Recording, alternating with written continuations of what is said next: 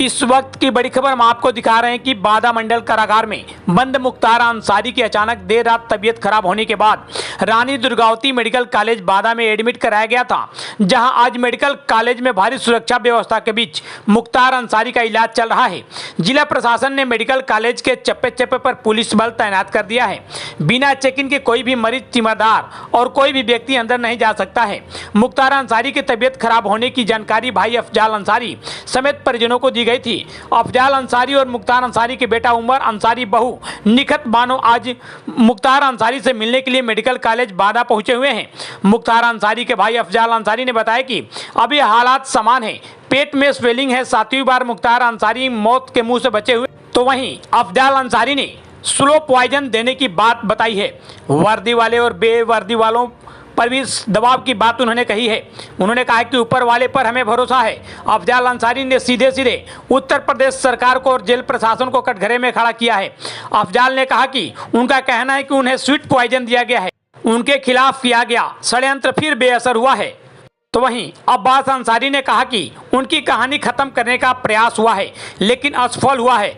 उनकी कठिनाइयों के बारे में मुझे बताया गया है। अफजाल अंसारी ने सीधा सीधा जेल प्रशासन पर आरोप लगाया है कि स्वीट को आयोजन दिया जा रहा है, जिसके चलते 40 दिन बाद यह अटैक आया है और उसी के चलते कब्ज और पेट में दर्द है। हम लोग शुक्रगुजार हैं कि समय से उन्हें इलाज दिया गया है। तो वहीं उमर अंसारी ने बताया कि उनके पिता से मिलने नहीं दिया गया है, यहाँ तक कि शीशे के बाहर से उन्हें देखने भी नहीं दिया गया।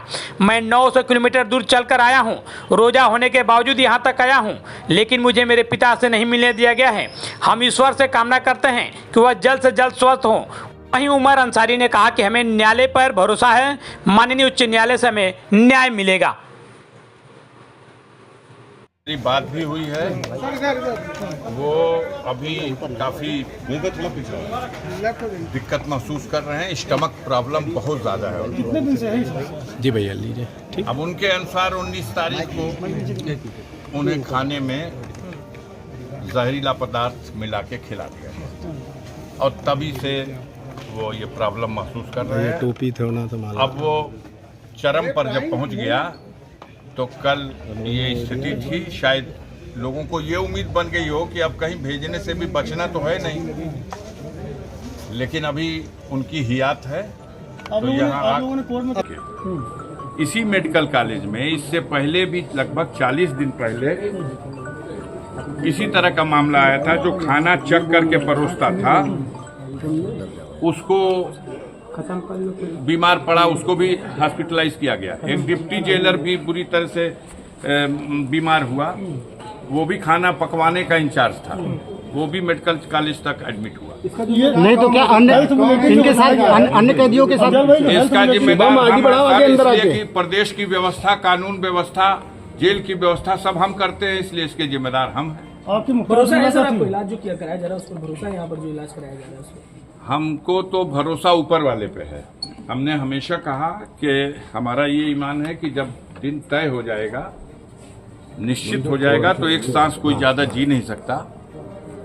और जब तक हियात है, जब तक मारने का प्रयास हो सकता है, शैतान शैतानी कर सकता है, लेकिन अपने मंसूबे में सफल नहीं होगा। अभी तबीयत कैसी है? तबीयत कैसी बनी हुई है? अभी होश में है, अभी होश में है। बोले, बतियाए हमसे। हमने कहा ना कि एक बार जो लोग ये मंसूबा बनाए थे, ये उनके जीवन में 7वीं बार ऐसा हुआ है जब उनकी कहानी का अंत करने के लिए प्रयास हुआ है और असफल हुआ। ये भी कहा जा रहा था कि परिवार के लोग कह रहे थे कि 2-4 दिन से मुख्तार अंसारी के हालचाल नहीं मिल पा रहे, उनसे कोई बात नहीं हो पा रही। आज आपकी मुलाकात हुई, कुछ बात हुई? भाई बोला तो हमने कि उनसे मुलाकात हुई, हॉस्पिटल के बेड पे उनसे बात हुई। क्या हमने उनको देख के संतोष हुआ मुझको। उन्होंने अपनी जो चीजें थी, कठिनाइयां थी, कैसे ये सब कुछ हुआ, वो बताया हमको। क्या कुछ बताया? आपने क्या बताया? आप संतुष्ट हैं उससे जो तबीयत? अब बहुत सी चीजें हैं जो रखा जाएगा न्यायालय के समक्ष, बहुत सी चीजें हैं जो आपके समक्ष हमने रख दिया। ये भी रिक्वेस्ट की कि मिलवाइए मत साहब, मैं 900 किलोमीटर चल के आया हूँ, रोजा रख के परेशान हूँ, किस मेंटल स्टेटस में हूँ आप समझ सकते हैं। मैं पुत्र हूँ उनका, मुझे ताकने भी नहीं दिया गया शीशे में से कि देख लीजिए अपने पिता को। तो ये तो जुल्म। अब क्या इस पे बोला जाए और क्या अभी कुछ कहना और सुनना बचा रह गया है? हम लोग सब्र से हैं, कानून के रास्ते से अपनी लड़ाई लड़ेंगे।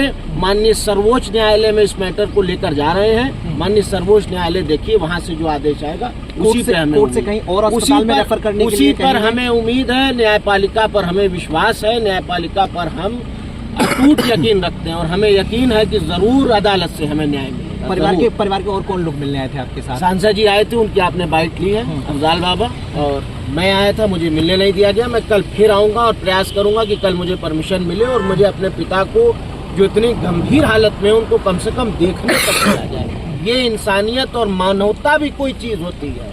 पुलिसिया कार्रवाई और डंडा और ठीक है, सब कुछ अलग है, सब सरकार की कार्रवाई एक तरफ, लेकिन मानवता भी कोई चीज होती है।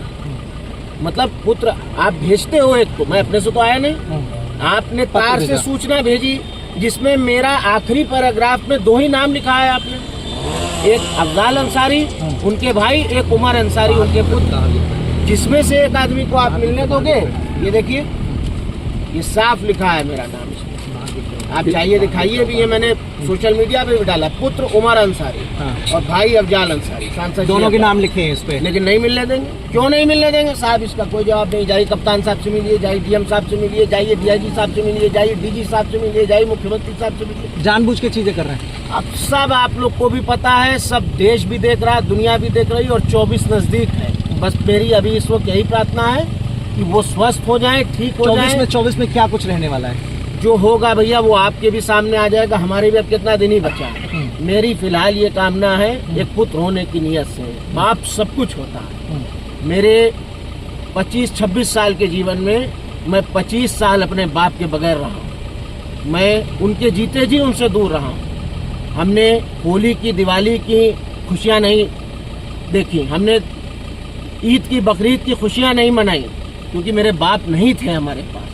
और आज जब उनको इस परिस्थिति में देखता हूँ और जब ये कार्रवाई देखता हूँ कि पुत्र अपने पिता से बुलवाया जाएगा, 900 किलोमीटर आएगा और फिर ताकने भी नहीं देंगे शीशे से कि देख लें कि कैसे हैं वो, स्वस्थ हैं, जीवित हैं, ठीक हैं, ये भी नहीं देखने देंगे। परेशान है 24 के लिए? कुछ अपील, कुछ अब कुछ पूछना है कि परेशान है कि नहीं है? कुछ स्वाभाविक है भैया, परेशान है, बहुत परेशान है, लेकिन बताया ना कि ईमान है और ईमान यही है कि मौत और जिंदगी का मालिक सिवाय अल्लाह के कोई नहीं है। तो जब वहां से परवाना कट जाएगा कोई बचा नहीं सकता।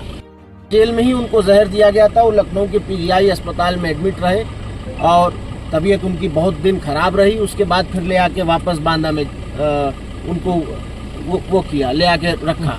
लेकिन बात ये है कि सब कुछ आपके सामने है, खाना आप दोगे, रखेंगे आप हमें जैसे चाहोगे रखोगे। तो जब रक्षक ही भक्षक बन जाएगा तो फिर क्या कहना है? तो फिर तो वो बचाने वाला वही एक जात ऊपर वाला। 3 अफसर सस्पेंड हुए थे, 2 डिप्टी जेलर और 1 जेलर। ये उनकी प्रशासनिक चीज है, उसमें मैं कुछ नहीं कह सकता हूँ। कौन सस्पेंड हो रहा, कौन बहाल हो रहा, कौन ट्रांसफर हो रहा, हम ये चाहते हैं कि वो जुडिशियल कस्टडी में है। आप कह रहे हैं कि उनके कई मुकदमे अंडर ट्रायल हैं, उनके अंडर ट्रायल मुकदमों के लिए भी वो कस्टडी में हैं। आप अदालत की न्यायिक अभिरक्षा में है, उनकी जान सुरक्षित रहे, वो स्वस्थ रहे, यही हम लोग भी चाहते हैं। और क्या है भाई, ट्रायल करा रहे हैं आप, ट्रायल कराइए, ट्रायल तो हो ही रहा है। यहाँ के ट्रीटमेंट से संतुष्ट हैं? कहीं बेहतर? भाई मैंने आपको